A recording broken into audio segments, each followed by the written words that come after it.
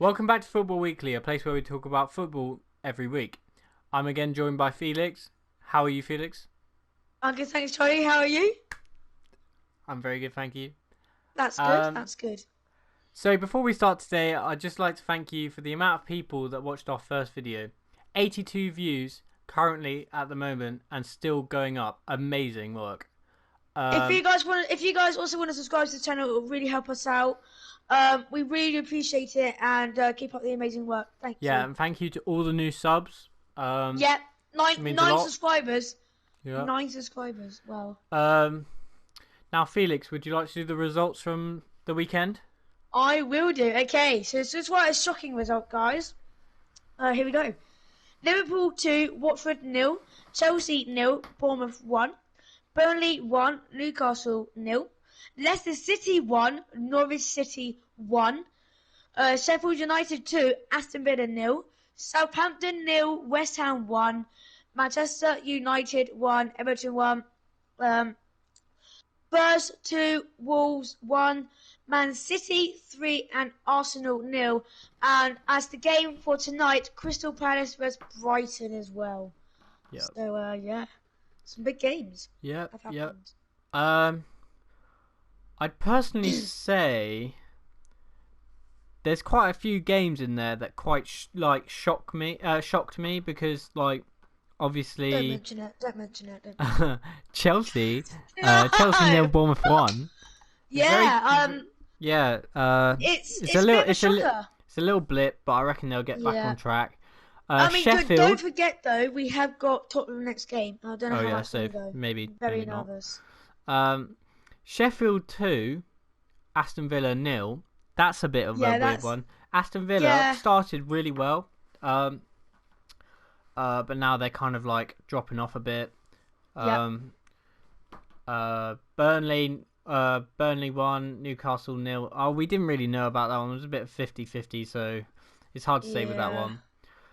Leicester, that was a weird one. Leicester 1, Norwich 1. First draw in 9 or 10 games. I can't remember off the top of my head. But yeah, that was weird. Southampton 0, West Ham 1. Deserved good win. And then the last two that really quite shocked me was Manchester United 1, Everton 1. Manchester United really need to start picking up these points because Everton, if you're an Everton fan, I'm sorry, but you're not doing well. Oh, okay. Manchester United, they kind of need to start picking up some points if they want to get that top four. And then the other game, Arsenal 0, Man City 3. Now, I will say it, I didn't think Arsenal would win that game. No, neither did I. Because they're in poor form. But I at least thought they'd get a goal, which they have not. No.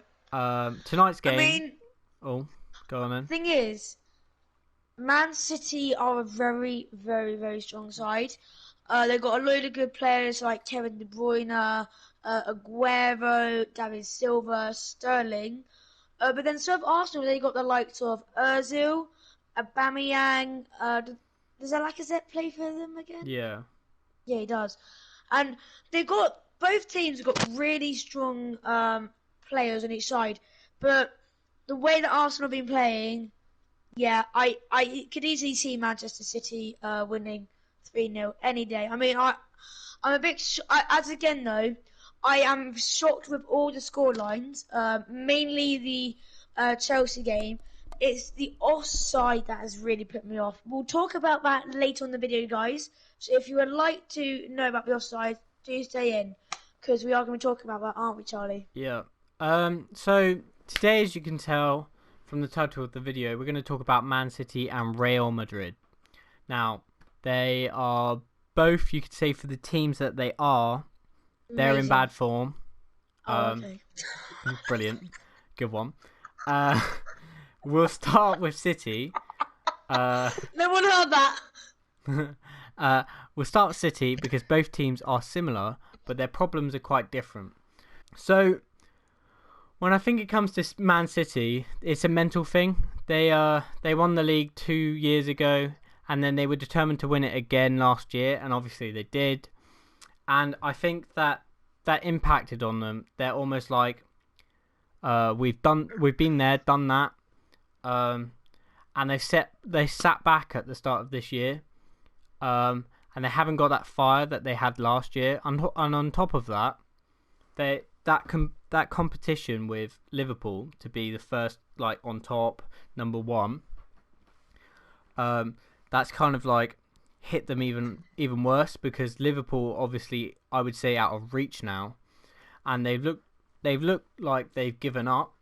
They're currently in third place, and you're probably thinking, like, why am I saying they're in bad form and they're in third place? Well, they won the Premier League 2 years on the trot, and they didn't lose like many games last year and the year before, and they've been losing some very suspect games like Norwich, and I can't think of any more, but they have been losing games. All right. Yeah. And what we could see from like the next year or two from them is that, one, they come back fighting and absolutely dominate the league, or two, they start becoming a more top four team that I wouldn't say it's more easier to beat, but they don't like dominate as much as they did in the last 2 seasons. Yeah. Felix, do you think in the coming summer that City's players will want to leave as they're not winning? I don't really think they will, because think about it. Man City got a really strong side of them. They've got the likes of Kevin De Bruyne, Sterling, David Silva, and Sergio Aguero. But then maybe some players like John Stones, he might consider leaving. It really all depends, basically. But as they're such a strong side and they're doing okay-ish, I don't think they will leave. I think they're going to step up their game and say, you know what, look, we can do this.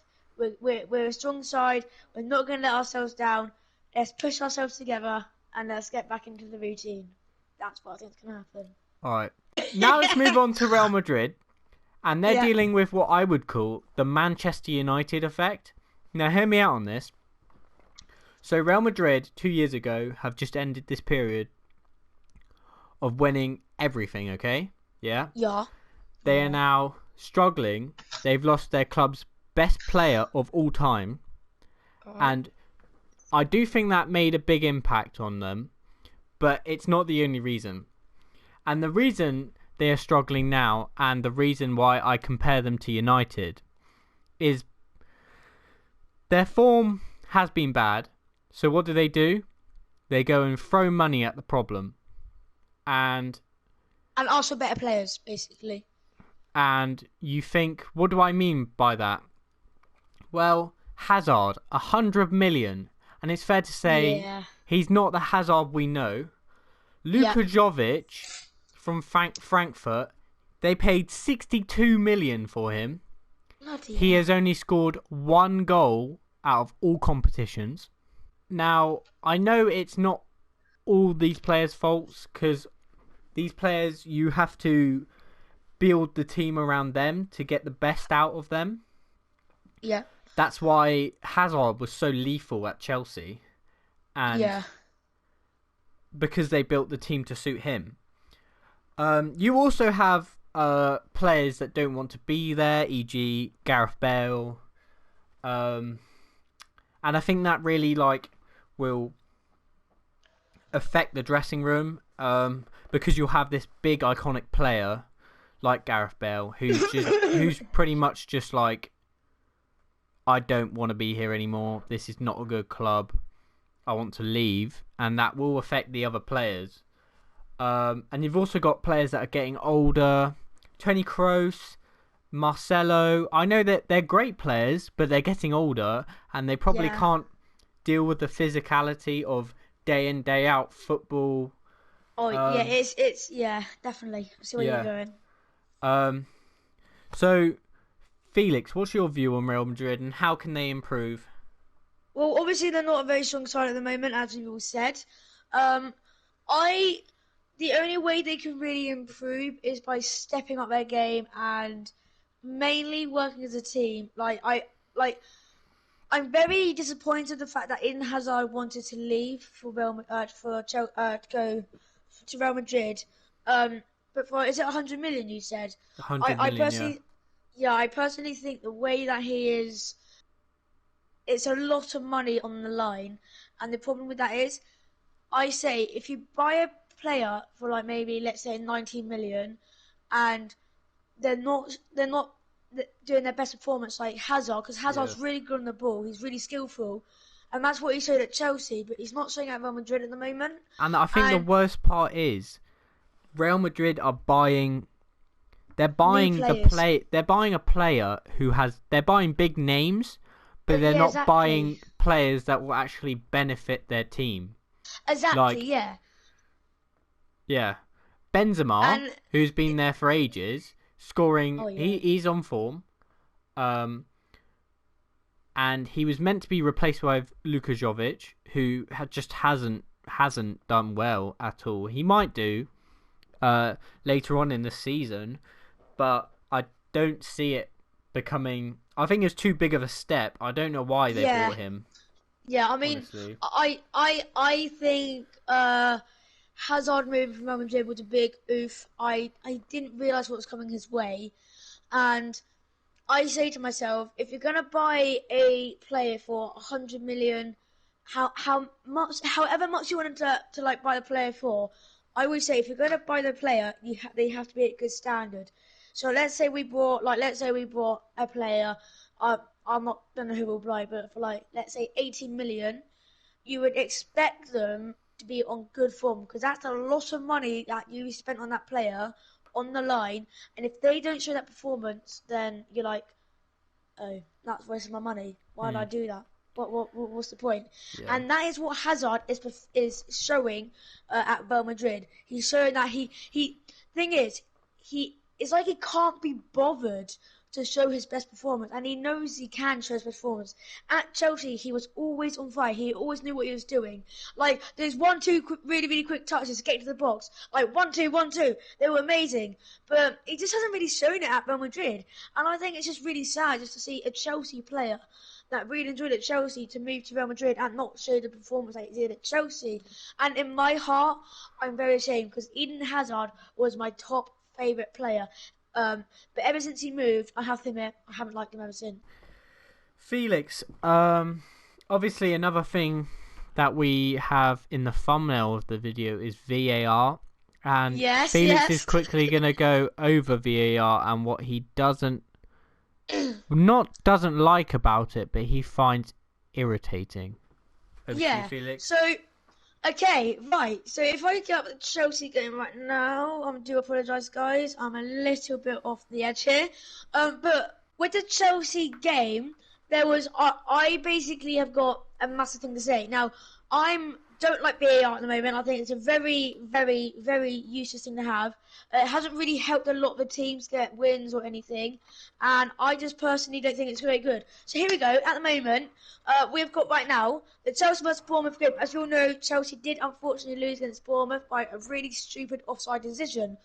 Now, if we see the Bournemouth player that is most closest to Kepa, you can easily see here he needs to be with the other players. He's way behind them, and if he was even on that yellow line, he would be onside. But he's completely off. So I don't know what the heck the referee is saying and what their eyes are doing, but you can clearly see from the decision he's offline, and that's what frustrates me the most because VAR isn't always correct. It can be correct, but it's not always correct. And with this game, I'm extremely frustrated. I will be frustrated for ages because you can see it's not onside. Like physically, you can see that player has to be with the with the other players. It just makes no sense. I don't get how they have made that onside because it's not. It shouldn't be a goal. It should have either been.